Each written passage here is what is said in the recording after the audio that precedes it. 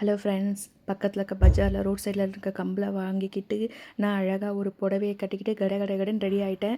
எங்கே கிளம்பிட்டு இருக்கீங்கன்னு கேட்குறீங்களா? போகி பல்லு செலிப்ரேஷன்.